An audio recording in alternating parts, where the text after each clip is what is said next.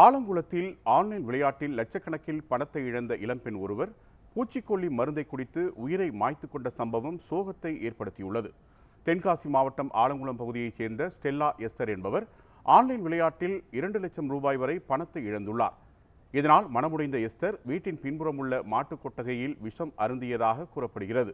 அக்கம்பக்கத்தினர் அவரை மீட்டு மருத்துவமனைக்கு கொண்டு செல்லும் வழியிலேயே உயிரிழந்தார். இதுகுறித்து போலீசார் வழக்கு பதிவு செய்து விசாரணை மேற்கொண்டனர். ஆன்லைன் விளையாட்டால் லட்சக்கணக்கில் பணத்தை இழந்த பெண் 4 குழந்தைகளையும் தவிக்க விட்டு உயிரை மாய்த்து கொண்ட சம்பவம் அப்பகுதியினரிடையே சோகத்தை ஏற்படுத்தியுள்ளது.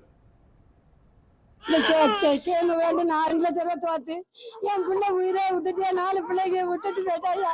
இந்த நிலைமை யாருக்குமே வரக்கூடாதுயா. என் பிள்ளைக்கு அந்த நிலைமை யாருக்குமே தமிழ்நாடு உடனே நடவடிக்கை எடுங்கய்யா. ஒரு உதவி செய்ய இந்த நிலைமை யாருக்கும் வரக்கூடாது. பச்சை பிள்ளை பாருங்கய்யா.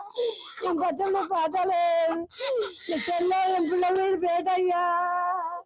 எஸ்தர் என்ற பெண் ஆன்லைன் விளையாட்டால் பணத்தை இழந்து மனமுடைந்து தற்கொலை செய்து கொண்டனர்.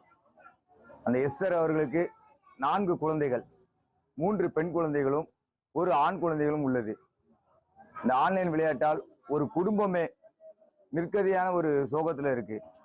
தமிழக அரசு இந்த ஆன்லைன் விளையாட்டை தடை செய்யணும்.